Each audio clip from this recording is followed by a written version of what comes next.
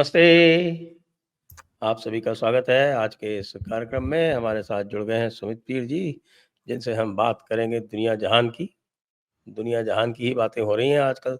भारत में तो सन्नाटा कर दिया मोदी जी ने पूरी तरह से। तो आप सभी से अनुरोध है कि कृपया हमारी चैनल को सब्सक्राइब कर लें और सुमित पीर जी की चैनल भारत विचार को भी अवश्य सब्सक्राइब कर लें और कृपया वीडियो को लाइक करें और बेल आइकॉन दबाएँ। तो सुमित जी, बड़े खुशी की खबर है साहब, बड़े ही हर्ष का समाचार है कि बिल्लो रानी को ऑथराइज़ कर दिया है पाकिस्तान आर्मी ने और मिलिट्री ने। और बिल्लो रानी ने कल हमको ऑफ़र दिया है कि यदि हम उनके साथ कोऑपरेट करते हैं, विदिन कोट्स कोऑपरेट करते हैं, तो अब आप इसका हम ढूँढेंगे कि साहब इसका क्या मतलब होता है। तो वो हमको मसूद अज़हर और हाफ़िज़ सईद दे देंगे। तो आपका क्या सर ख़्याल है सर? सर सबसे पहले आपको सभी दर्शकों को नमस्कार। शो पे बुलाने के लिए साधुवाद और भगवान श्री गणेश का नाम लेकर शुभारंभ करते हैं। सर, ये जो बिल्लो रानी कह रही है, ये वो वाली बात है कि अगर आप कबाड़े को जहाज बन के बेचोगे तो बिकेगा क्या? अगर आप ये जो जहादियों की एयर एंड सेल लगी है, इसको फर्स्ट का माल कह के बेचोगे तो बिकेगा क्या? खून की खेल खेलने वाले खूनियों के खून का सौदा कर रहा पाकिस्तान और हमें बलगरा रहा है। ये जहाद का जो डेड स्टॉक पड़ा है, ये जो हाफिज सईद और ये जितने भी मसूद अजहर वगैरह, कहते हैं ना घोड़ा बुड्ढा हो गया किस काम का गोली मारो। अब ये मतलब ये हमारे मतलब रेड एंड व्हाइट पे के पैकेट में हमें बाबू बीड़ी बेचना चाहते हैं। भाई एक बात बताओ, ये जो तुम्हारे हाफिज सईद वगैरह तो वैसे डेड स्टॉक है, इसका हम करेंगे क्या? ये तो तुम्हारे लिए लाइबिलिटी बन गई। अपनी लाइबिलिटी हमें ऑफ टेक कर रहे हो, दुनिया में अपनी पोजीशन अच्छा बना रहे हो बिल्लो रानी। ये तुम्हारा पैंतरा नहीं चलने वाला। और मैं इस तरह बिल्लो को बता दूं, अगर तू पीछे कह रहा था कि अगर मुझे पानी नहीं दिया तो मैं क्या करूंगा, मैं भारत पे हमला करके 6-6 दरिया पाकिस्तान बहेंगे। क्या हो गया बिल्लो? क्या हो गया बिल्लो रानी? क्या हो गया? हवा निकल गई? पिंचर हो गया? क्या हो गया? वो एक मिर्जापुर में डायलॉग था, कहते छोटा चार्जर लगा के चार्ज कर दें। तो वही मैं कह रहा हूँ, छोटा चार्जर लगा के इसको भी चार्ज कर ले। भैया एक बार बताओ, तुम्हारी औकात नहीं? कभी तो कहता हूँ 6 दरिया लेंगे, भारत की ऐसी तैसी करेंगे, और ये सड़े हुए गले पे जहादियों को क्या बेच रहे हो? एक बात याद रखना, सेब कितना भी सड़ा हुआ हो आलू से महंगा बिकता। तुम्हारे तो सड़े हुए आलू है, इनको क्या सेब के मार्केट में उतारोगे क्या? इनकी औकात क्या है, इनकी वक्त क्या? तुम्हारे लिए लाइबिलिटी बन गए हैं, तुम्हारे गले की फांस बन गए, और तुम्हें लगता भारत से डर। कहानी मैं तुम्हें बताऊं बिल्लो रानी, बात सुन। तुझे पता है इंडिया और अमेरिका की ट्रेड डील होने वाली, $500 बिलियन का व्यापार होगा। अमेरिका से तुम्हें कुछ नहीं मिलने वाला। अब अमेरिका तुम्हें लताड़ेगा, तुम्हें भगाएगा। और कोई बड़ी बात नहीं कि भारत ने एक नेगोशिएशन भी किया कि तुम पे सैंक्शन लगाया जाए या तुम्हें आतंकवादी स्टेट घोषित किया जाए। कोई बड़ी बात नहीं। अगर 500 बिलियन अमेरिका के टेबल पर रख दो। अमेरिका में कहावत है बिल्लो, when money walks bullshit talks. ये अमेरिका में बहुत प्रचलित कहावत है, पैसा वहां बोलता है। और तुम्हारी तो वक्त ही कुछ नहीं बची, पहली बात। दूसरी बात, इन बुड्ढे जहादियों को हमें बेच के क्या करोगे? और तुम क्या करें, मसूद अजहर अफगानिस्तान में। अब मसूद अजहर जहां भी कहीं होगा, जैसे भी होगा, हम उसको जो भी अरेंजमेंट जब भी करना होगा कर देंगे। तो तुम्हारी जरूरत क्या उसकी? तीसरी बात, एफएटीएफ के लिस्ट में जाने से बचना चाहते हो। हाँ, एफएटीएफ के लिस्ट में बचोगे, बोलोगे देखो जी पब्लिकली हमने जहादी हैंड ओवर कर लिए, भारत पेपर वर्क नहीं कर रहा। चौथी बात, अगर हम तुम्हारे साथ पेपर वर्क शुरू कर दे, वाह भैया, दुनिया के स्टेज में तो तुम हीरो बन गए, तुम तो बहुत बड़े कोऑपरेटिव देश बन गए, तुम तो बहुत बड़े सिविलाइज देश बन गए। तुम्हारा खून में जहाद और सरेंडर है। अब इन बुड्ढे जहादियों को हमें दुनिया के स्टेज पे वीडियो आएगा, फोटो बनेगी, सब आएगा जी पाकिस्तान कोऑपरेट करना। तुम चाहते हो हम तुम्हारे चक्कर काटे, सबूत ले लेके, और तुम बोलो ये सबूत ठीक नहीं है। मतलब तुम्हारा इमेज मेक ओवर हो गया, एफएटीएफ से बच गए और कहानी हमारी खराब हो गई। और दुनिया में तुमने क्या बोल दिया कि हम तो आतंकवादी दे रहे थे।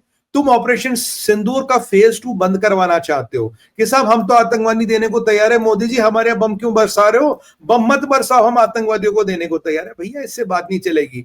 मैं लास्ट में बताऊंगा हमें चाहिए क्या, जरा पहले सारे नुक्ते करूं। और ये जो तुम गुड कॉप बैड कॉप वाली राजनीति खेल रहे हो ना, कि फौज तुम गुड कॉप फौज बैड कॉप, तुम ये खेल खेलोगे, लाइट टाइम पे फौज आएगा, इसको कटल करेगा, बात खत्म। सातवां पॉइंट, मुझे क्या पता तुम दोनों जातियों को मारना चाहते हो। जब मरेंगे ये हमारे सर पे ठीकरा फोड़ दोगे जी भारत ने मार दिए, हम तो सरेंडर कर रहे थे, भारत ने इनको मरवा दिया। आठवां पॉइंट, तुम्हारे यहाँ वैसे अननोन गनमैन चल रहे, किसकी जिंदगी। Pause pause. तुम्हारे यहाँ तो वैसे अननोन गनमैन चल रहे, किसकी जिंदगी कितने दिन की लिखी है। तुम इनकी हाथ की रेखा बढ़ाना चाहते हो। तुम कहते हो हाफिज सईद हमारे जेल में, और वो जाके चुनावी कैंपेन करता, उसका बेटा जहादियों के साथ खड़ा होते हैं, तुम वहां से खड़े होकर मैं धमकी देते हो, तुम जहादियों का फातिहा पढ़ते हो और दुनिया को बेवकूफ बनाते हो। वो जेल में, और मसूद अजहर कहाँ है? अफगानिस्तान में। मतलब you want to send us on a goose chase. हाँ, जाके ढूंढो बेटा अफगानिस्तान में मसूद अजहर का भूत। तुम चाहते हो भारत अफगानिस्तान से भिड़े और तुम्हारी जहाद की रोटियां बने, नहीं होगा। और एक और बात आपको बता दें, आप ये जो गुड कॉप बैड कॉप खेल रहे हो उसको बंद करो, ये चलने वाला नहीं है। जिस दिन हमें जो चाहिए होगा हम खुद निकाल लेंगे, तुम्हें कुछ देने की जरूरत नहीं। ऑपरेशन सिंदूर के बाद तुम्हारे हौसले पस्त हैं, तुम्हारी फटी पड़ी है, अगर मैं sorry to use this word, तुम्हारी फटी पड़ी है। तुम्हें यह समझ नहीं आ रहा कि तुम करोगे क्या। आप दुनिया में अच्छे बनने के लिए तरकीब कर रहे हो। अगर एक बार बताओ, पहले तुम अटैक की बात करते हो, अब जहादियों को टेबल पे रख रहे हो। भैया ये सड़े हुए आलू हमारे किसी काम के नहीं है। अगर हमें चाहिए, अगर देना है, मैं तुम्हें लिस्ट बताता हूं। दो फील्ड मार्शल को, पहला बात दाऊद को दो, दूसरा तीसरी लिस्ट हमारी सरकार आपको भेज देगी। दो लिस्ट है हमारी तरफ से। फील्ड मार्शल को टेबल पे रखो, दाऊद को टेबल पे लाओ। बाकी इन जहादियों को जब अगली बार अटैक होगा, अभी तो मसूद अजहर का पूरा परिवार मरा था, अगली बार ये भी मर जाएगा। तो तुम्हें क्या लगता है फूके हुए कारतूसों के लिए कोई सौदेबाजी होती है क्या? मतलब तुम्हारा औकात ये है कि सड़ा हुए आलू को क्या बेच रहे हो? सोने के दाम बेच रहे हो। बिल्लो, ये सिस्टम चलेगा नहीं। तुम्हें डर लग रहा है कि सैंक्शन लगने का, तुम्हें डर लग रहा है FATF के ग्रे लिस्ट में जाने का, तुम्हें डर लग रहा है सारी इस्लामिक कंट्रियां तुमसे हाथ छुटा रही है, जान छुटा रही है, तुम्हें डर लग रहा है कि चाइना के हथियारों और चाइना के लोगों को तुमने मरवाना है, चाइना की तुमने ऐसी तैसी करवा दी, तुम्हें लग रहा तूने तुर्की के हथियार फेल करा दिए। तो तू तो ऐसा घोड़ा है जिसपे कोई एक सिक्का लगाने को तैयार नहीं। जिन्होंने तेरे पे दाव लगाया उन सबके पैसे डूब चुके हैं। कहानी तुम्हारी ये है। अब ये थका हुआ हारा हुआ घोड़ा, जो बेसिकली गधा है, घोड़ा जैसा दिखता है, अब तुम ओलंपिक की रेस में भागोगे और चाहते दुनिया मुझ पे सट्टा लगाए। अरे भैया, तुम होश की दवा कर लंदन जा, जो तेरे शौक है ना, लंदन में जिन बारों में जो जाके घूमता वहां घूम। काहे को राजनीति में पड़ रहा? पाकिस्तान की राजनीति में कुछ नहीं रखा। क्यों? मेरे हिसाब से 2026 में तक पाकिस्तान टूट जाएगा। तुम्हारे पास वैसे कुछ नहीं बचा, और ये कहानियां छोड़ दो। फील्ड मार्शल को दे सकते हो, दाऊद को दे सकते हो, और बाकी जो हम लिस्ट देंगे उसको दे सकते हो। बात करो। इन थके पुराने जहादियों की कोई बात नहीं। और अनकंडीशनल जिंदा दो, डब्बे में रख के दो, जैसे मर्जी दो, दोनों एक्सेप्टेड है, बट डिलीवर। ये सब और हमारी CDC डिमांड है। सड़े हुए आलू नहीं चाहिए। दाऊद को दे सकते हो दो, फील्ड मार्शल को दे सकते हो दो। हमारी जमीन छोड़ दो, बात खत्म करो, तब बात बनेगी। कि तुम्हारी जो हालत है, तुम्हारी जो असली में फटी पड़ी है, वो इसलिए तुम्हें पानी नहीं मिल रहा। तुम्हें लगता है जंग काम की नहीं है, तुम्हें लगता है चाइना तुम्हें हथियार नहीं देता, तुम्हें लगता है कि तुम्हारा कहीं से न कतर से सपोर्ट आएगा, ना दाएं से कुछ मिलना, ना बाएं से कुछ मिलना। तुर्किया की औकात ही नहीं है तुम्हें सपोर्ट करने की। अगर तुम अब जंग लड़ोगे तो किस पे लड़ोगे? किस मायदे पे लड़ोगे? किस हिम्मत पे लड़ोगे? तुम्हारी फौज को तो तनख्वाह नहीं मिल रही भाई। तुम्हारी फौज को तनख्वाह नहीं मिल रही, खाने को रोटी नहीं मिल रही। पाकिस्तान की हालत खराब है। पाकिस्तान को पता उसे कोई सपोर्ट नहीं करेगा। पाकिस्तान जानता है कि जितना भी उन्होंने चाइना के इक्विपमेंट डुबाया है, ईरान का इक्विपमेंट डुबाया है, अब पूरे इस्लामिक वर्ल्ड में कोई उनके पीछे खड़ा होने वाला नहीं है। भारत की अमेरिका के साथ ट्रेड डील हो रही है, FATF के ग्रे लिस्ट में ये है। बलोच इनको ठोक रहे हैं, तहरीके तालिबान इनको ठोक रहा है। इंटरनल कॉन्फ्लिक्ट है पाकिस्तानी आर्मी में। कह रहे हैं यार तुमने इतना बड़ा पंगा ले लिया, तुम्हें मिला क्या? और ये भी इनको पता है कि भारत का जो ये हथौड़ा है ऑपरेशन सिंदूर का, ये फिर चलेगा। याद करिए, बिलो ने कहा था कि आपका ये भारत का एग्रेशन है टेररिज्म को लेके, इसको हम खत्म करना चाहते हो। तो तुम क्या ये ठके पिटे जहादियों को देके चाहते हो कि ऑपरेशन सिंदूर ना हो फिर से? तुम चाहते हो सिंदूर का पार्ट 2 ना हो? तुम चाहते हो इंडियन एयरफोर्स और इंडियन आर्मी ना, हम सामने झुंझुना रख लेंगे, ये ले लो हाफिज को, ये ले लो मसूद को, और साहब हमें छोड़ दो। भैया ये अलतकिया छोड़ दो, कुछ नहीं होगा, हमारे किसी काम के नहीं है। जब अगला ऑपरेशन होगा तब इनका भी जो कुछ होना होगा हो जाएगा। ये हमारे किसी काम के नहीं है। ये इनको बिल्कुल सिद्ध और क्लियर करना चाहिए। और अगर तुम्हारी औकात है कश्मीर लेने की, अगर तुम्हारी औकात है पानी बंद करने की, अगर एक बाप की औलाद है तो करके दिखा दे। हम कब कह रहे हैं मत कर, करके दिखा दे। हम तो तैयार हैं, हमने तो बोल दिया हम तैयार हैं। करके दिखा दो। बोलो अपने फील्ड मार्शल को क्या दिखाओ। ट्रंप के जूते चाटने वाला फील्ड मार्शल है तुम्हारा। तुम अंग्रेजों की गुलामी करते हो, तुम उनके फेंके हुए टुकड़ों पे पलते हो, तुम ज़कात और खैरात पे पलने वाली कौम हो। तुम्हारी हकीकत ये है। आपको जी पता है जी आसिम मुनीर को क्यों बुलाया गया था? हम लोग तो बहुत सारी बातें सोच रहे हैं ना कि साहब कि आसिम मुनीर को बुलाया गया और उसको कहा गया कि भाई तुम जो है वो ईरान के लिए हमारा ये कर दो और एयर स्पेस दे दो और ये कर दो। तो मुझे बताया किसी ने कि कोई एयर स्पेस देने के लिए ये कोई ट्रम्प बात करेगा क्या इससे? मुनीर से? वो तो उनका कोई अंडर सेक्रेटरी लेवल का आदमी जो है, वो मैसेज कर देगा इसको कि भई ये हम तुम्हारी स्पेस यूज़ कर रहे हैं, ठीक है? मस्त रहना, पंगे मत करना। इतनी सी बात होती है, तो इस सब चीज़ों के लिए नहीं बुलाया गया उसको। उसको बुलाया गया है कि ऐसा है, तुम इज़राइल से दोस्ती कर लो और ईरान के खिलाफ तुम्हें खड़े होना है और ये अब्राहम अकॉर्ड है, ये रखा, इसको साइन करो। और तो ये मतलब ये हाथ-पैर जोड़ के और ये करके कि साहब मैं चला जाऊँ, ज़रा वहाँ पे माहौल बना लूँ, ये करके और वहाँ से भाग के आया।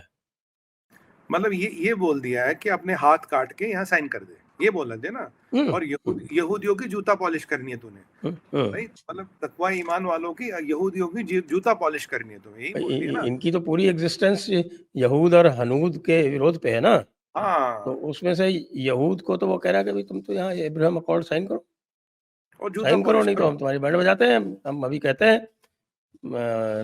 इंडिया से कि भाई तुम्हारा अगला ऑपरेशन सिंदूर का पार्ट 2 चालू करें।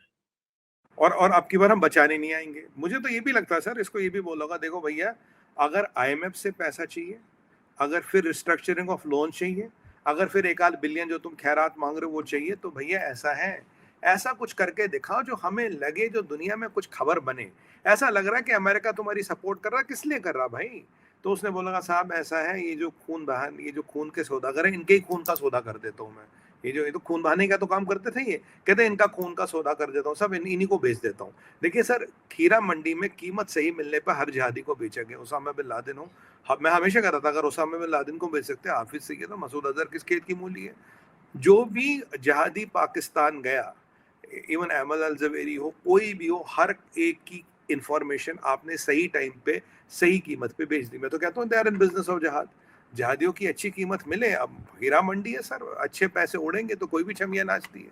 वो तो वही बात है, मुनीर हो, जिया हो, कुछ भी हो। आप एक बात बताइए, 2002 में मुशर्रफ ने इन आतंकवादी संगठनों को बैन करना शुरू किया, पर इन्हीं को रिब्रांड करके इन्हीं की इंफॉर्मेशन अमेरिका को बेचता रहा। एक एक को अमेरिका ठोकती रही, एक एक को उठाती रही, कहता नया नाम लो फिर पैसे मिलेंगे, फिर नया नाम लो फिर पैसे मिलेंगे।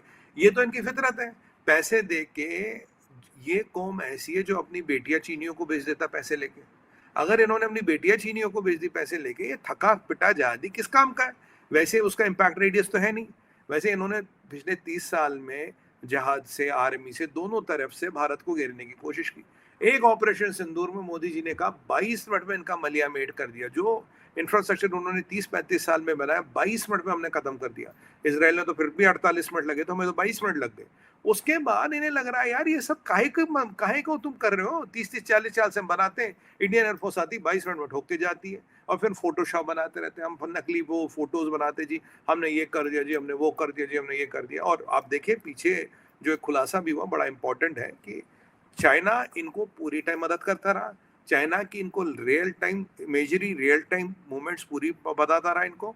जहां हमारे जहाज भी उड़ते थे, चाइना इनको कहता था जहाज उड़ गए। उसके बाद भी चाइना के 100 लगभग 15 स्पाई सैटेलाइट्स उनके अवैक्स हमें देख रहे थे।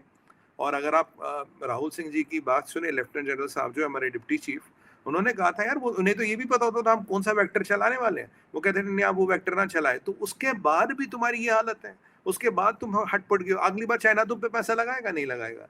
और उन्होंने तो खुद कहा भाई चाइना का पूरा पूरा समर्थन था इनको, आपका कतर, तुर्की का पूरा पूरा समर्थन। उन्होंने कहा एक और देश था जिसके बारे में उन्होंने नाम नहीं बताया, तो संभवतः ये कतर था या ईरान था जो इनको पीछे सपोर्ट कर रहा था। उसके अलावा भी पिट गए। उन्होंने कहा ना एक बॉर्डर और 3 एडवर्सरीज। मैं तो कह रहा हूँ एक बॉर्डर और 4 एडवर्सरीज, 3 नोन एक अननोन, जो हमें जिसका अनुमान लगा सकते हैं। अगर उसके बाद भी ये पाकिस्तान पिट गया, अगर उसके बाद भी पाकिस्तान की औकात नहीं बची, क्या रहेगा सर? बाकी इस्लामिक बॉम्ब तो है नहीं। इनकी फ्रस्ट्रेशन देखिए, पता नहीं हमें हमारे दर्शकों ने नोट किया होगा, पीछे जब ये फर्दों की ठुकाई वुगाई होगी जो ट्रंप ने कर दी और 30-40 टमाहॉक मिसाइल चला दिए, तो पाकिस्तान से क्या खबर आई कि जी ये आईसीबीएम बना रहे हैं। आईसीबीएम किस लिए बना रहे हैं हम? शाहीन का प्रोपल्शन सिस्टम चाइना से बोला इसको हमें दे दो ताकि हम आईसीबीएम बनाए, ताकि इस्लामिक बॉम्ब ट्रांसनेशनल हो जाए, ट्रांस कॉन्टिनेंटल हो जाए। तो इसको लेके टेलीविजन तो भाई बड़ा चिंतित है। इसको लेके अमेरिका के मतलब अगर आप ईस्ट कोस्ट तक मिसाइल बनाने की सोच रहे हो और टेलवीव को निशाने पे लाने की सोच रहे हो, टेलवीव विल नॉट बी कंफर्टेबल। बाकी हमें तो फर्क पड़ता नहीं, even with current delivery mechanism हम तो टारगेट पे हैं ही। तो अब तो सवाल है कि टेलवीव और अमेरिका इनका क्या करेगा। मतलब जो तुम्हें खाना खिलाता, जिसके टुकड़ों पे पलते हो, जाके उसी के व्हाट यू कॉल उसी की थाली में छेद करने जाते हो। अमेरिका के फेंके हुए टुकड़ों पे तुम पले हो। यहूदियों को तुमने हथियार बेचे, यहूदियों को तुमने गोला बारूद बेचा, यहूदियों से तुमने पैसे लिए और कहता हम और क्या कहते हो, हम इजराइल को रिकॉग्नाइज ही नहीं करते। तो पैसे किस बाप से लिए थे अगर रिकॉग्नाइज नहीं करते तो? सर ये सारे फर्जी है और कोई बड़ी बात नहीं। आसिम मुनीर भी वक्त आने पे भाग जाएगा, क्योंकि आज खबरें तो ये भी आ रही कि शी जिनपिंग भी भागने की तैयारी में। अगर शी जिनपिंग भाग सकता है तो आसिम मुनीर तो कभी भी भाग सकता है। वैसे भी फेल्ड फील्ड मार्शल है सर, ये कोई फील्ड मार्शल नहीं है। इसकी वैसे क्या बचा है इसका, एक बताइए क्या कर लिया इसने ईरान का, क्या क्या क्या कर लिया इसने पैलेस्टीन में, क्या कर लिया इसने उग्रों के साथ? कहीं कुछ कर पाएंगे? किसी मुसलमान का भला कर लिया क्या? कश्मीर कश्मीर की लट लगा रखी है। तुम्हारे अपनी हालत देखिए, खाने को दाने नहीं, अम्मा चली बुलाने। अपने यहाँ खाने को है? तुम्हारे लोग तो भैया खैरात मांग रहे, भीख मांग रहे, राशन नहीं मिलता पाकिस्तान में।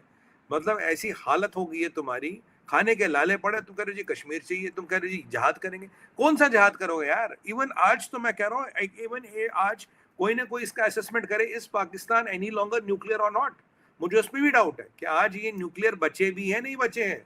अगर वो तो हो न्यूक्लियर गए नहीं ना, बचे, डीन्यूक्लियराइज हो गए ना। हाँ वही मैं यही कह तो रहा हूँ, कह हमें रहे हैं पैसे। कि साहब के हमारा तो कंट्रोल ही नहीं है हमारे पास। ये बात तो आप पता नहीं कब से कह रहे हो। हाँ भाई सुमित पीर जी तो इस बात को मेरे ख्याल से 2-1 साल से कह रहे हैं कि जी इनके कोड इनके पास नहीं है, दूसरों के पास है। अब जो है वो ये बात ओपन में आने लगी। जी तो वैसे ये भी है कि हो सकता है ये अपनी जान बचाने के लिए भी ये बात उड़ा सकते हैं कि अरे यार हम हाँ न्यूक्लियर नहीं है, इंडिया हमको मत मारो, हम गरीब हैं, हम बेचारे हैं। विक्टिम प्ले करना तो इनको अच्छी तरह से आता है ना। हाँ बिल्कुल बिल्कुल। लेकिन डेबिट अब कार्ड। विक्टिम तो और ये प्ले क्या करेंगे? इधर बलूचिस्तान में सुना कि भाई वो सीपेक-वीपेक वाला मामला बड़ा गड़बड़ है, वो सीपेक का रूट ही ब्लॉक कर दिया गया है। अब वो सीपेक पे नहीं जाने दे रहे अभी तक। कम से कम जो भी रोक रहे थे वो ज़्यादातर जो क्वेटा कराची रोड थी और उसकी वो जो एक्सेस थी मस्तूंग से लेके कलात और सोराब और उसके बाद होशाब तक, इस रूट पे ज़्यादा रोक रहे थे। अब तो सुन रहे हैं कि साहब कि मामला तो पूरी तरह से हाथ से निकल गया। होशाब नाम की जगह में तो इन्होंने उसको रोक दिया पूरी तरह से। और होशाब वो जगह है जहाँ पर जो सीपेक वाली रोड है, जो सक्कर से आती है, वो भी वहीं मिलती है। जो लासबेला से जो कराची से रोड आती है, वो भी वहीं मिलती है। तो साहब ये कैसे होगा? हमें तो बहुत दुःख हो रहा है कि बलूचिस्तान तो पूरी तरह से हाथ से गया। सर पहली बात तो ये है कि आप देखिए, बलोच इनको ठोक रहे, तहरीक तालिबान इनको ठोक रहा है, जिन जिहादियों को और जिन जिहादी संगठनों ने इन्होंने बनाया सब इनको ठोक रहे, वो तो हमें पता ही है। अब आपने काश्मीर वाला बड़ा इंपॉर्टेंट मसला लिया, इसका थोड़े बैकग्राउंड में चलते हैं।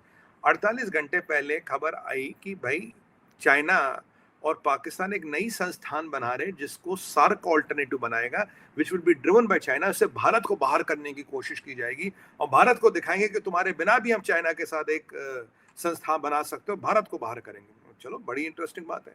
इसकी मीटिंग हुई क्यूनिंग में चाइना का शहर है। तो वहाँ ये जो बांग्लादेश का इनका फॉरेन अफेयर्स एडवाइजर है मोहम्मद यूनिस के, तौफीक अहमद, ये और ये गए थे पाकिस्तानी। इन्होंने बड़ा हाथ वाथ मिला, फोटो वोटो खिंचाई, देखो जनाब हमने एसोसिएशन बनाई। और इन्हें पूछे ये क्या बना रहे हो, भारत को बाहर कर रहे हो? कह रहे नहीं नहीं, हम भारत को भी इन्विटेशन देंगे। चाइना कह रहा अगर भारत ज्वाइन कर। South south Asia China. हाँ मतलब, और बाद में चाइना क्या करेगा, धीरे ताजिकिस्तान, तुर्कमेनिस्तान, ये जितने मुसलमान कंट्रियों का समूह वो बना रहा है। तो सीधे सीधे बोलो मुसलमान एसोसिएशन ऑफ साउथ एशिया बना रहे हो, इसमें इधर उधर करने की बात नहीं, कोई फर्क हमें नहीं पड़ता। खैर तो इन्होंने किया। तो क्यूनिंग में इन्होंने हाथ वाथ मिले। तो बड़ी इंपॉर्टेंट चीज है, ये बांग्लादेश वाला वहां क्या कर रहा है, ये पन्ना मंडी वाला वहां क्या कर रहा है। हीरे मंडी वाले तो खैर पता ही, वो तो काम ही ये करते हैं। तो फिर एक और खबर आई रात को, कह रहा भाई ये एक प्लान बना रहे जिसमें ये CPEC Bangladesh will enter BRI, यानी कि सीपेक को जोड़ने का काम बीआरआई से करेगा पाकिस्तान। पाकिस्तान को लग रहा है मेरी जियोपॉलिटिकल रेलेवेंस बढ़ेगी अगर मैंने ये काम कर दिया, अगर मैं इस पार्ट में इस गेम में आ गया। और ये जो आपका चाइना है, इसको अगर बांग्लादेश फंसता है तो इन्हें बे ऑफ बंगाल तक एक्सेस मिल जाएगा, जो ये डेस्परेटली चाहते हैं। अब अगर ये होगा तो भारत के इंटरेस्टों में तो ये खैर होगा नहीं, फिर भारत को तो काफी सारे विकल्पों पे एक साथ काम करना पड़ेगा, उस पर मैंने बात की थी। बट अब अगर, तो ये संभवतः इनकी कुछ खिचड़ी विचड़ी बन रही थी। अब मसौदा मोटा-मोटा ये था कि सीपेक को बीआरआई से जोड़ेंगे, चाहे पाकिस्तान का फिर रेलेवेंस बनेगा, देखो जी मेरी ज़मीन पे जोड़ रहा है। आपने जो अटैक की बात की, वहाँ मारा है जहाँ आर्टरी है, जहाँ मतलब सारी वेन्स का क्रॉस जंक्शन है। अगर आप उस जगह पे मारते हो, तो जितना भी अब तक का इंफ्रास्ट्रक्चर है, वो निरस्त हो जाता है, आपकी कनेक्टिविटी कट जाती है। अपडेट ये है सर, एक मिलिट्री मैं 1 मिनट थोड़ा मैप शेयर हाँ, कर दिखा देता हूँ, जिससे हाँ, लोगों को आइडिया हो जाए कि ये क्या कहाँ किया ठोका? गया है यहाँ पे, कहाँ पे कैसे ठोका गया है। आप दिल तब की तक कौन-सी कंटिन्यू नस रखें। काट दी है? जी, आप तब तक कंटिन्यू रखें।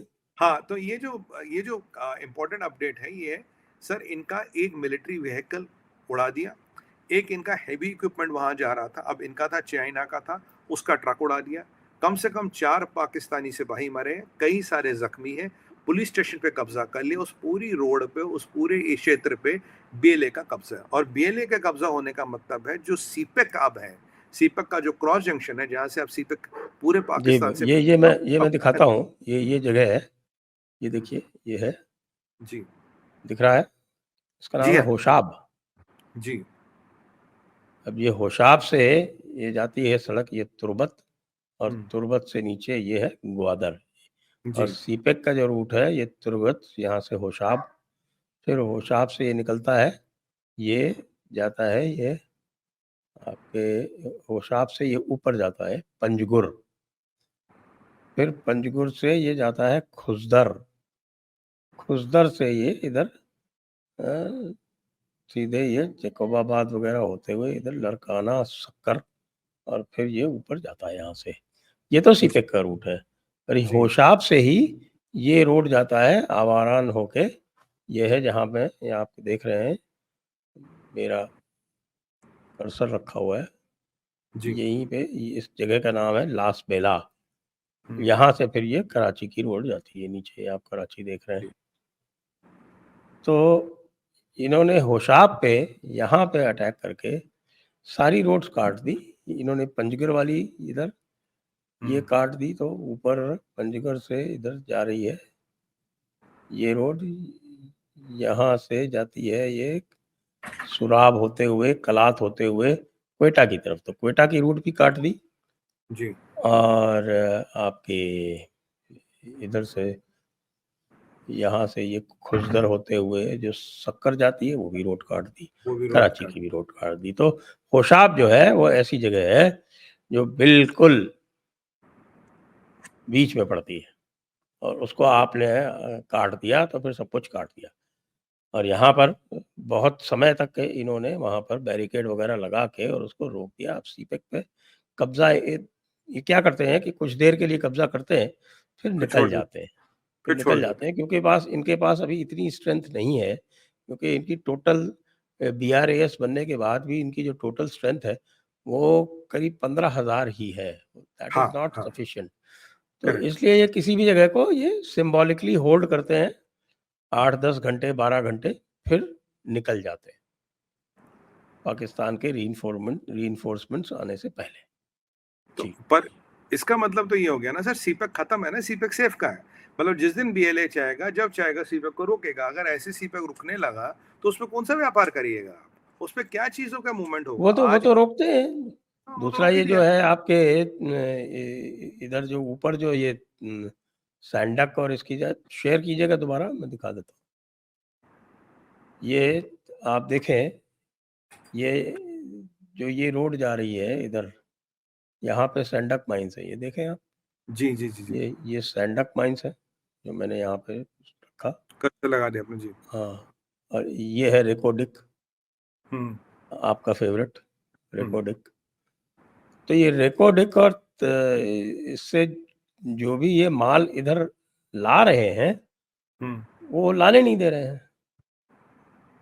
क्योंकि बहुत ये बढ़िया पूरा रास्ता जो है, ये करीब 600 किलोमीटर की रोड है, यहाँ से जाके फिर ये मस्तूंग के पास ये मिलती है आके यहाँ पे।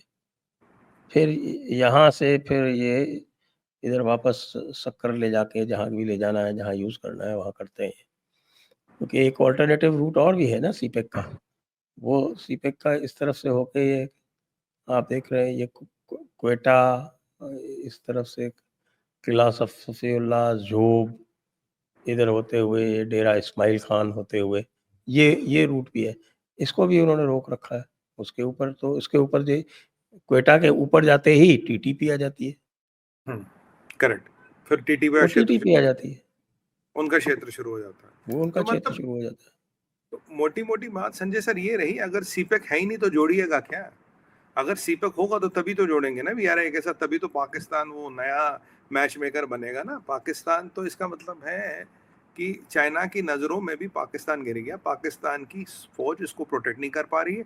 चाइना को तो ये समझ आ गया ना, जिस दिन बीएलए आएगा, देखिए एक ट्रक उड़ाया है और उनकी हेवी मशीनरी को उड़ाया, तो मतलब कभी भी आईडी लगा के चाइना का कोई भी ट्रक, कोई भी ट्रॉली को उड़ा सकते हैं, कोई भी बड़ा कंटेनर को उड़ा सकते हैं। ये पाकिस्तान की आर्मी बचा नहीं पा रही ना, पाकिस्तान की पुलिस बचा नहीं पा रही है, तो बिल्कुल क्लियर हो गया।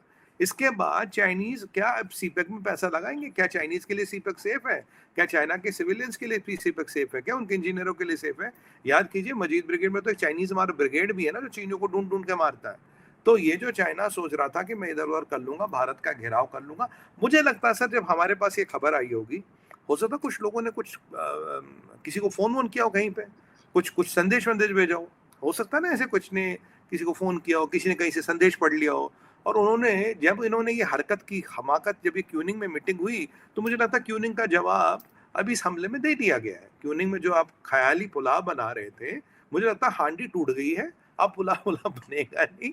और ये जो उनको पाकिस्तानियों को पता लग गया कि भारत जो चाहता था या जो चाहता है चाहेगा कभी, वो करा सकता है। और एक बार अजीत डोभाल साहब ने बोला था, भाई ज्यादा खुद को मत, एक दिन बलोचिस्तान हाथ से निकल जाएगा। देखिए बलोचिस्तान तो लगभग हाथ से निकल चुका है, और ये जो अब ये कर रहे हैं कि इसका मतलब है इनके जहाद का एजेंडा और जहादी जो भी इनका सिस्टम था वो फेल हो चुका, पैसे डूब चुके हैं, इन ये लंगड़े गोड़े हो चुके हैं। अब इनको इनके पैदा करे हुए जहादी, तहरीक तालिबान को भी तो इन्होंने खड़ा किया था एक जमाने में, वही इनको मार रहा है आज की डेट में।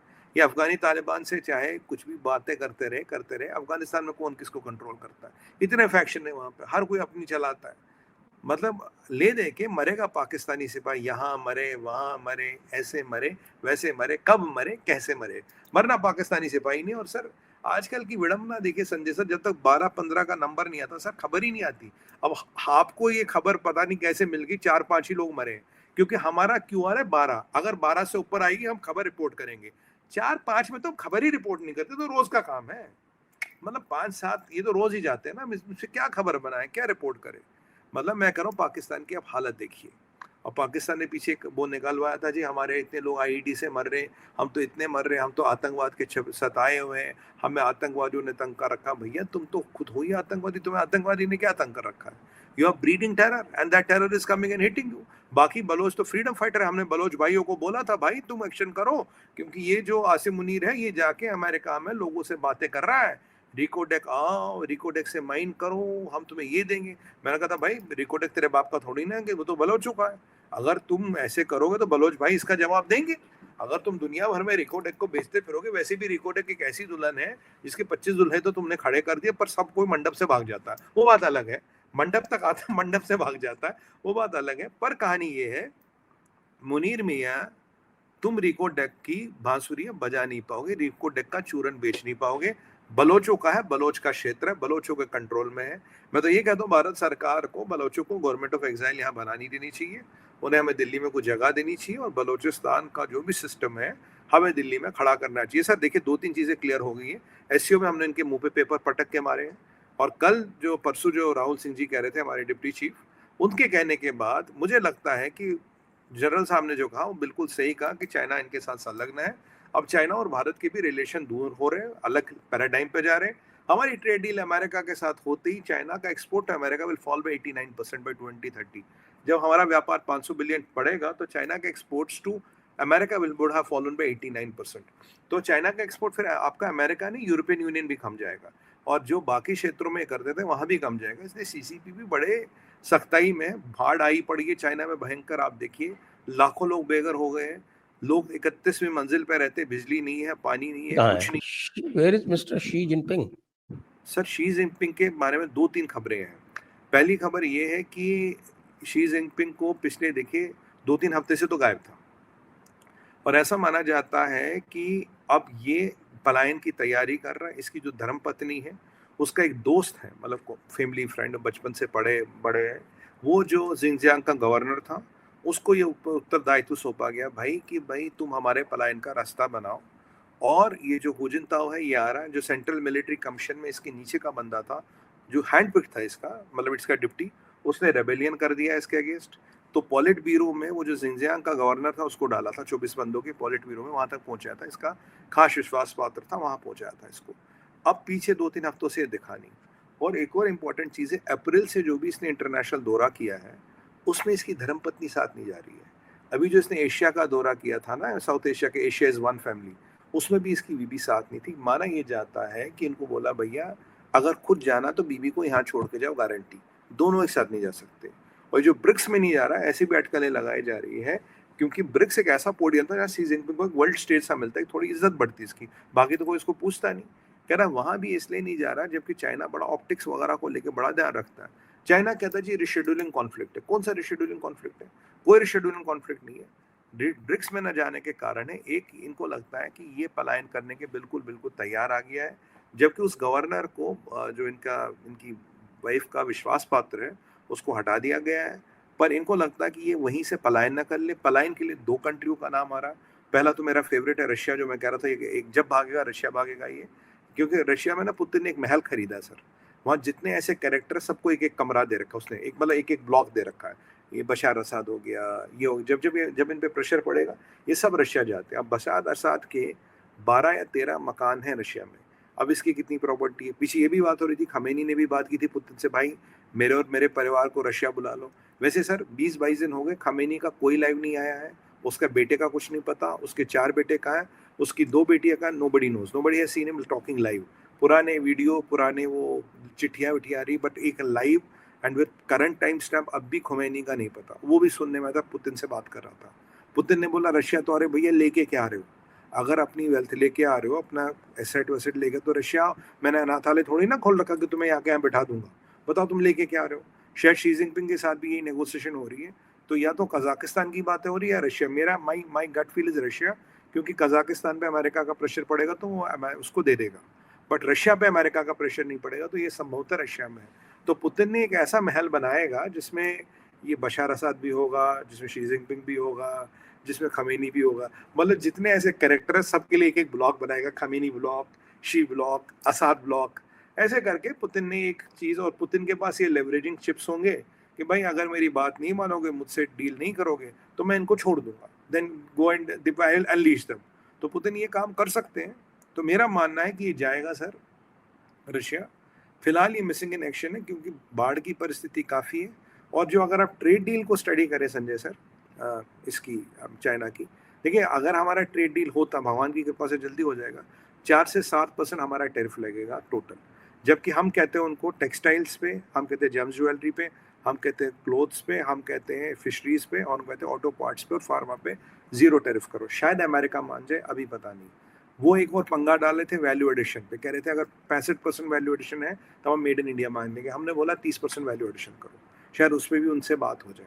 और जो अमेरिका का रेसिप्रोकल टैरिफ लगेगा, जो हम लगाएंगे वो भी इतना ही लगाएंगे। याद कीजिए वही स्टेज होगा सर जब ओबामा ने चाइना के लिए दरवाजे खोले थे, उन्हें मोस्ट फेवर्ड नेशन का स्टेटस दिया था। बोला जो एक्सपोर्ट चाइना करता था अमेरिका को, जिसके बाद चाइना इतना बड़ा हुआ, केवल 4% टैरिफ लगता था। लगभग हम उसी रेंज में आ जाएंगे, 4 से 7-8% की रेंज में, एवरेज 6-7% टैरिफ की रेंज में आ जाएगी, जो बहुत बड़ी उपलब्धि होगी। और ये उपलब्धि होने के बाद हमारी जो डिपेंडेंस, आप जान ही रहे, 10 साल का डिफेंस डील भी हो रही है उनके साथ, 10 साल की डिफेंस डील भी हो रही है। वो जो बिग ब्यूटीफुल बिल पास हुआ है, जो रिपैट्रिएशन को लेके पंगा था, 5% टैक्स, वो सेटल हुआ है। अब टैक्स आपका 1% है, और वो भी अगर आप बैंक से ट्रांसफर करेंगे आप पे कोई टैक्स नहीं है। तो मुझे ये जो चीज़ें होती हुई नजर आ रही है, तो इसमें देखिए कुछ तो कमर्शियल नेगोशिएशन तो होगी, पर कुछ जियोपॉलिटिकल नेगोशिएशन भी तो होगी। जियोपॉलिटिकल नेगोशिएशन में पाकिस्तान हो सकता है, चाइना हो सकता है।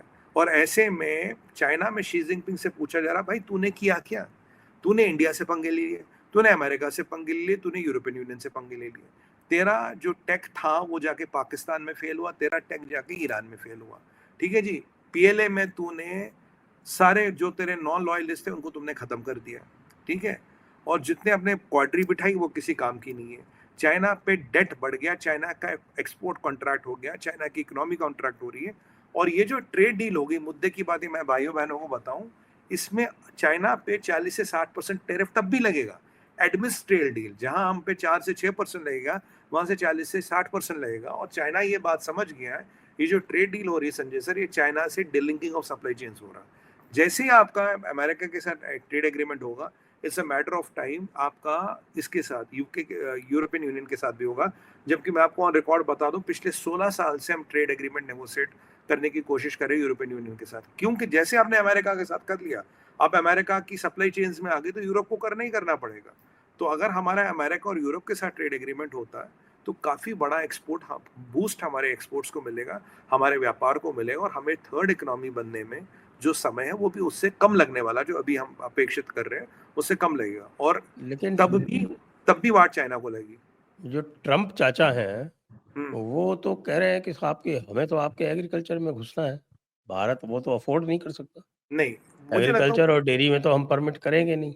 नहीं तो नहीं, बिल्कुल ट्रम्प नहीं चाचा कर। कह रहे हैं कि नहीं साहब, उसके बगैर तो हम मानेंगे नहीं। मुझे लगता है सर अब उसमें वाया मीडिया निकाला है, जो वाया मीडिया मुझे लगता है, देखिए अभी मुझे तो पता नहीं हो सकता क्या है, बिकॉज मैं पीयूष गोयल तो हूँ नहीं। मुझे लगता है कि ये जो आप देखिए, जो ट्रेड डील के बीच में ये डिफेंस की डील आ गई ना, देखिए मान लीजिए आपका डेयरी और एग्रीकल्चर सेक्टर में बिजनेस पोटेंशियल है $10 बिलियन साल का है, $20 बिलियन मांगते हैं। हमने कहा भाई साहब ये सेक्टर हम नहीं नहीं खोल नहीं सकते। 1-2 बिलियन डॉलर का है।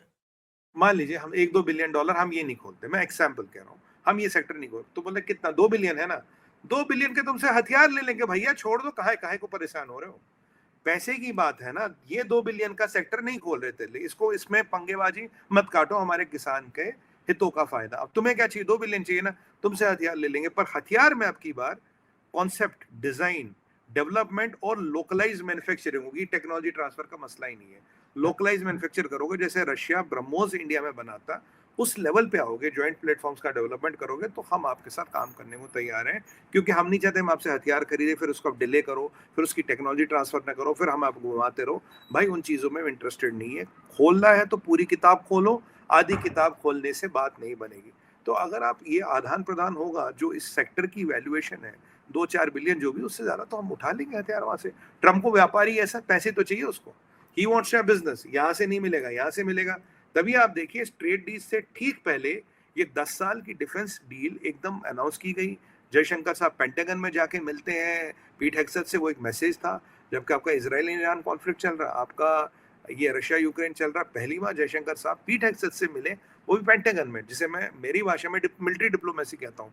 उसके बाद पीट हेगसेथ का राजनाथ जी से फोन, हाई जी, इंजन विंजन आपके पास आ जाएंगे और आने वाले टाइम में हम ये डील साइन करेंगे। अब क्या, जब ट्रम्प यहाँ आएंगे क्वाड समिट के लिए, ये डील तब साइन होगी, उससे पहले होगी, देखना पड़ेगा। मुझे लगता तभी साइन होगी। और कल तो जो खबर है लेटेस्ट इंडिया डील पे, वो कि डील तो हमारी फाइनल हो गई है, बस ट्रम्प के पास है। पीयूष गोयल जी ने अप्रूव की है, राजेश अग्रवाल जी जो हमारे, उन्होंने अप्रूव की है, वहाँ के लोगों ने अप्रूव की है। अब Trump has to only basically sign it. And अभी जो आ रही थी information, almost it is done, क्योंकि 8 तारीख से पहले पहले ये साइन हो जाएगी, क्योंकि इसका 15 तारीख को रिपब्लिकन्स का नेशनल कन्वेंशन है, जहां इसको कुछ अपनी बड़ी अचीवमेंट दिखानी चाहिए। मैंने 500 बिलियन की डील कर ली। और ये चाइना को बड़े तकलीफ है जी, कह रहे जी आपने ये कर दिया, आप तो हमारी वाट लगा रहे हो, आप तो हमारे से डिपलिंकिंग और सप्लाई चेंज कर रहे हो। भाई हम तो तुम्हें 3 साल से समझा रहे हैं डिपलिंकिंग करेंगे, तुम्हें समझ नहीं आता। तुम्हारा जो तानाशाह लीडर है, उसे लगता दुनिया उसकी गुलाम है, हर एक को धमकियां दे रहा, हर एक के, कभी मैं ईरान को सपोर्ट करूंगा, कभी मैं रशिया को हारने नहीं दूंगा, कभी तो मैं नॉर्थ कोरिया के जाके गोद में बैठ जाते थे। अगर तुम्हें रोक कंट्रियों से ही उठना बैठना, अगर तुम्हारा मित्र कहीं ना कहीं जाके पाकिस्तान, नॉर्थ कोरिया और ईरान है, तो भैया हमारी तो राम राम है, हम क्या करेंगे तुम्हारे साथ, तो दुनिया तुम्हारे साथ कुछ नहीं करेगी। अल्टीमेटली इस सब के होते हुए शी जिनपिंग पे प्रेशर पड़ रहा है, why the hell you are in power. भाई तूने क्या किया है, what have you done for China, China का आपके अंडर क्या डेवलपमेंट हुई, क्या आप चाइना के लिए किया कीर्तिमान आपने अर्जित किए। सेमीकंडक्टर से आप बाहर हो, एआई से आप बाहर हो, ईवी से आप बाहर हो, जिनको हम सनसाइन इंडस्ट्री कहते थे। रियल एस्टेट था वो आपने बर्बाद कर दिया, रेलवे थी बर्बाद कर लिया, एयरलाइन बर्बाद कर दिया। आज आपके बाद इतना डैम्स का पानी भर रहा हर शहर में, आपकी ट्रेड डील के बाद आप पे 40 से 60% टैरिफ लग रहा है, और इंडिया है जो उस पर टैरिफ लग रहा है आपका 4 से 6%। तो आपने साहब किया क्या, what the hell have you been able to do, ये सवाल तो लोग पूछ रहे हैं ना उससे। इसीलिए उस आदमी के पास इस चीज का कोई जवाब नहीं, मैंने चाइना के लिए अल्टीमेटली किया क्या है। तो प्रेशर पड़ेगा, मिलिट्री में भी they are not exceeding, equipment fail हो चुका है ईरान में, पाकिस्तान में। तो इसके परिप्रेक्ष्य में मुझे लगता है कि उसकी पोजीशन थोड़ी नाजुक तो है। पर सर वो अगर आप शी जिनपिंग की बात करें तो he is like a cat, कहते हैं ना कैट हैज 9 लाइव्स, जब तक he is not gone till the time he is gone. जब आपको हो जाए ना हाँ गया तब गया, पर तब तक वो टिका रहेगा, कुछ भी करके टिका रहेगा। और सबसे बड़ी बात जो रही संजय सर, उसने बोला कि मैं रिटायर ही नहीं होगा। अगर वो 8 साल बाद रिटायर होता, एक नए लोग आते, एक नई क्लैन ऑफ पीपल आता, वो अपनी राजनीति करते। भाई तूने बोला मैं रिटायर ही नहीं होगा, आपने एंटी करप्शन के नाम पे आपने सबको निपटा दिया। ये तो तैयब अर्दोगन वाली बात हुई। तैयब अर्दोगन ने क्या कहा, सारे अपोजिशन मेयरों को उसने जेल में डाल दिया, बोला ये सारे आतंकवादी है। लगभग जितने अपोजिशन के मेयर थे सबको जेल में डाल दिया, बोला भैया ये आतंकवादी है। ऐसे थोड़ी चलेगा। ली शंगफू को तुमने हटा दिया, फॉरेन मिनिस्टर को तुम गायब कर देते हो। तुम्हारे यहाँ तो ऐसा लगता है मुझे अपॉइंटमेंट मिनिस्टर की तो मतलब मुझे 2-2 हफ्ते के लिए होती है। कोई 2 हफ्ते चलता, कोई 6 हफ्ते चलता, कोई 8 महीने, कोई 4 महीने। मतलब तुम अडिग हो, तुम अमर हो, तुम नहीं हिलोगे। बाकी हर कोई करप्ट है, बाकी हर कोई जाएगा। सर कैसे चलेगा ये? और अर्दोगन का तो आप जानते ही।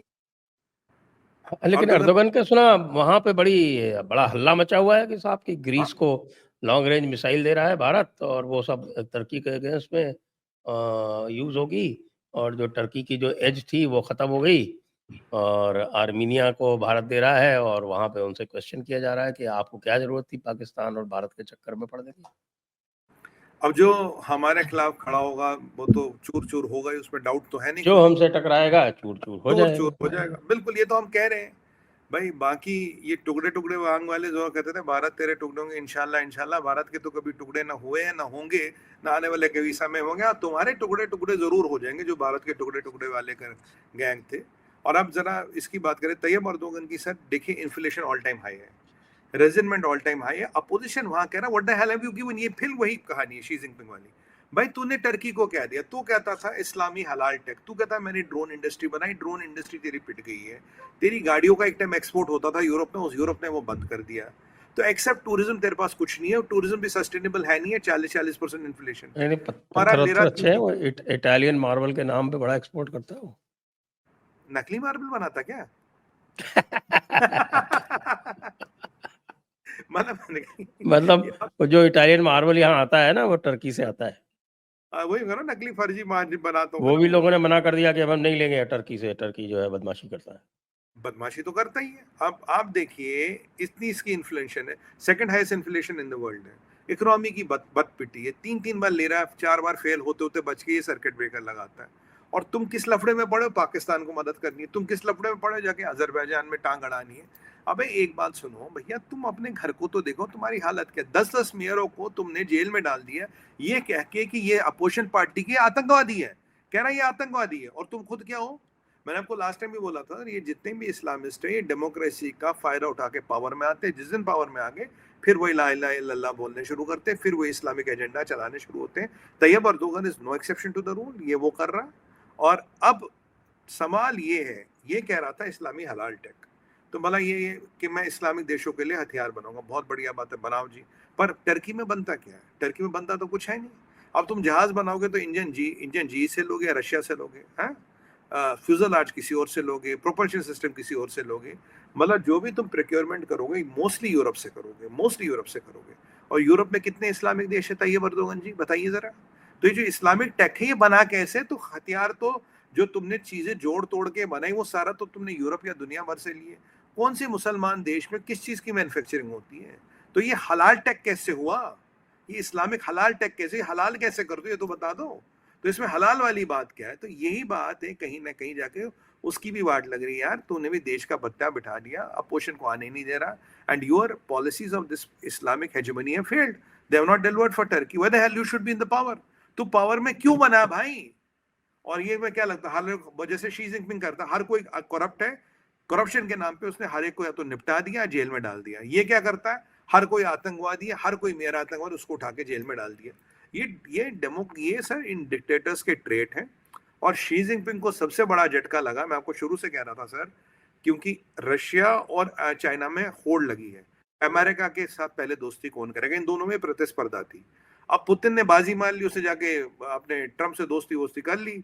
अब शी जिनपिंग अकेला पड़ गया। आप देखिए पीछे शी जिनपिंग का स्टेटमेंट देखा आपने, उसने क्या बोला, हम रशिया को ये युद्ध हारने नहीं देंगे। घंटा हारने नहीं दोगे?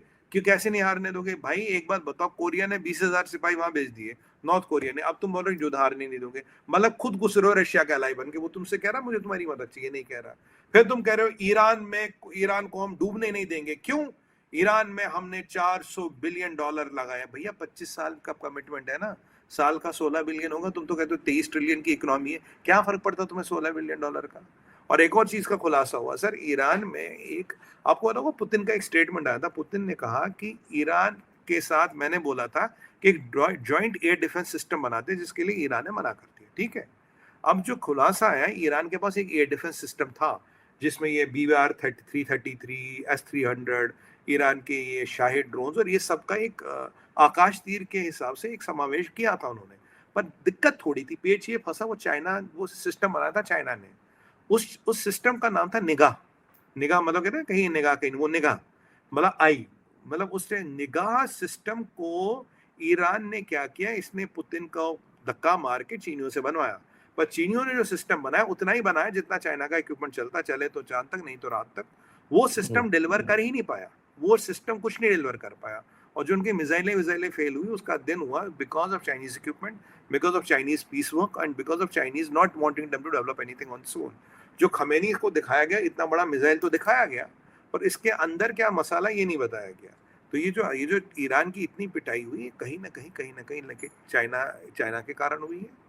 ईरान का जो सबसे बड़ा बैंक था उसको इजराइल ने निरस्त कर दिया है। उसमें से ईरान के IRGC को तनख्वाह नहीं मिल रही, ATM से पैसा नहीं निकल रहा। जो क्रिप्टो एक्सचेंज था वो किसी ने हैक करके लूट लिया। तो और जो इनके लिए ईरान कुछ केमिकल बनाता था, इजराइल ने पॉइंटेड बमबारी करके वो सारे केमिकल कारखाने उड़ा दिए हैं। और जहां से इनको एक ये मिथेनॉल मंगाते थे ईरान से, चीनी मिथेनॉल इनका सारा आता था ईरान से, वो जितना जो सबसे बड़े प्लांट थे उनको उड़ा दिया। जिस प्लांट में चीनियों का पैसा था उस प्लांट पे टेक्निकल बॉम्बिंग करके ईरान ने उड़ा दिया। और ये जो इन्होंने रेलवे लाइन बनाई थी सर, रेलवे लाइन बनी थी इनकी, जो जा रही थी, एक ही बार ट्रेन चला था उसमें, जो उसका करीब 1200 किलोमीटर का क्षेत्र है जो अंडरग्राउंड था, उसमें से भी काफी सब्सटेंशियल टनल नेटवर्क को इसराइल ने बर्बाद कर दिया। तो इसराइल ने इनको दिखा दिया मेरे से पंगा लेके अच्छा नहीं होगा। और इस जो भी हुआ इनके बीच, उसमें काफी कुछ इनके एसेट्स को डिसमेंटल कर दिया गया।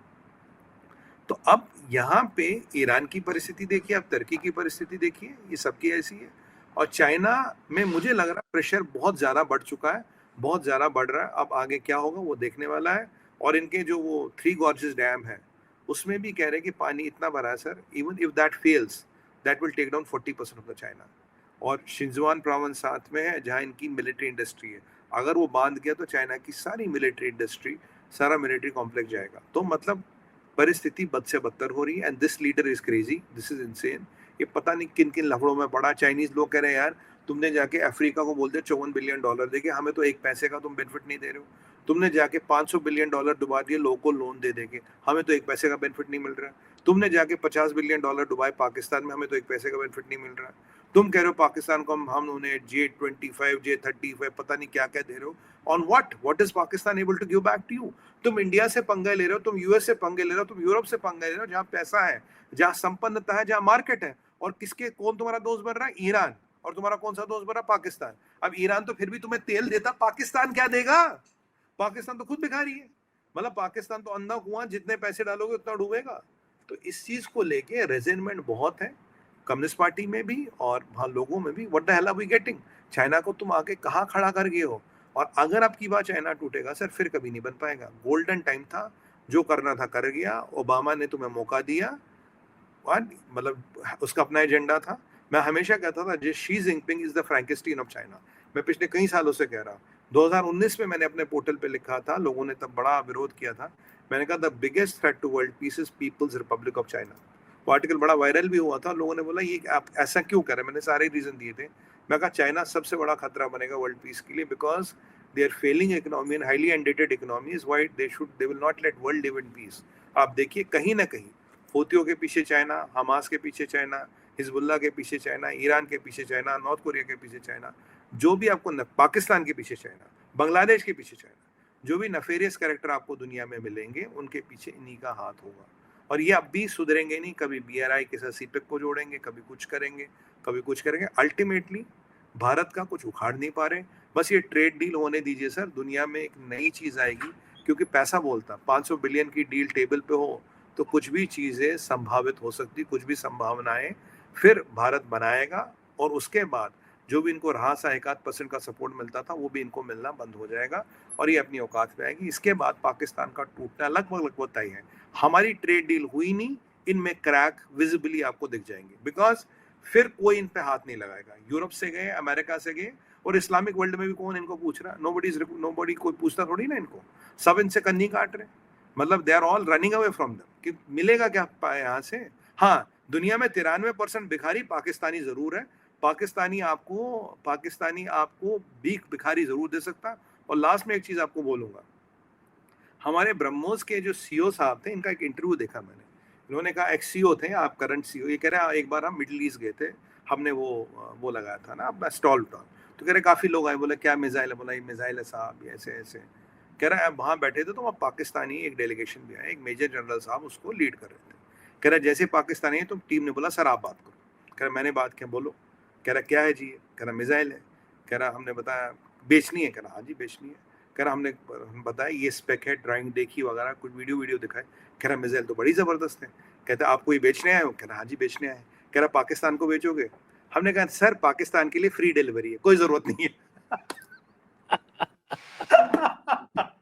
अभी फ्री डिलीवरी मिल गई, जो उनके सीईओ साहब ने हमारे कहा था, अभी फ्री डिलीवरी मिल गई इनको पाकिस्तानियों।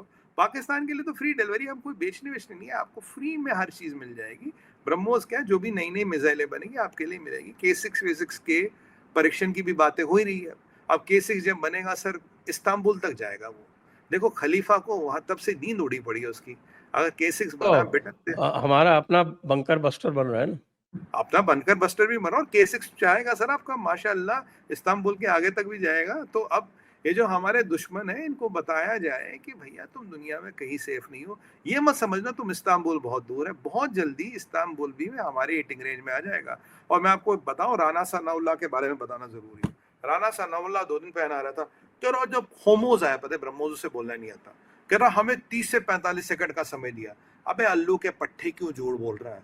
ये बोल जब धमाका हुआ तब हमें पता लगा ब्रह्मोस है, तुम्हें ब्रह्मोस समय देगा 30 से 45 सेकंड का।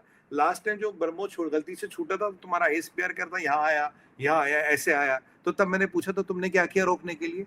अब तुम ये कह रहे हो 30 से 45 सेकंड का समय देगा। ये बोलो हमें पता ही नहीं लगा ब्रह्मोस कब ठुक गया, ये बोलो भारत ने ठुकाई की हमें पता ही नहीं लगा। और राहुल सिंह जी का एक कल बड़ा अच्छा स्टेटमेंट था, उन्होंने कहा जी एक हिडन हैमर था भारत का, एक हिडन पंच था। उस हिडन पंच के बारे में जब चाइना ने इनको बताया, ये हाथ जोड़ने आ गए, ये पैरों में पड़ गए, मालिक छोड़ दो साहब, छोड़ दो, हमें हमारी औकात नहीं है लड़ने की। हमने सर हम तो बस मतलब चड्डी उतार के खड़े हो गए साहब, हमारी छोड़ दो, हम नंगे खड़े साहब, छोड़ दो हमें, बस इज्जत बच जाएगी। भारत ने कहा कोई बात नहीं, will kill you another day, मतलब live for today will kill you another day, कोई बात नहीं, मारेंगे तुम्हें जरूर। वो सौदागर का डायलॉग है ना सर, हम तुम्हें मारेंगे और जरूर मारेंगे, जगह और वक्त भी हम मुकर्रर करेंगे, बंदूक और गोली भी हमारी होगी। वही राजकुमार साहब का डायलॉग पाकिस्तान पे फिट होता है, मारेंगे और जरूर मारेंगे, जगह और वक्त भी हम मुकर्रर करेंगे, बंदूक गोली और गोला सब मेड इन इंडिया होगा, टेंशन मत लो, बस तुम इंतजार करो जानी, हम कब आएंगे। है तो इसी बात पे आज की चर्चा को यहीं पर विराम देते हैं। सभी दर्शकों को बहुत बहुत धन्यवाद, सुमित तीर जी को बहुत बहुत धन्यवाद। जय हिंद, जय भारत, वंदे मातरम। संजय सर आपको बहुत साधुवाद, दर्शकों को बहुत साधुवाद। भारत माता की जय, वंदे मातरम, ओम नमः पार्वती पतया, हर हर हर हर महादेव।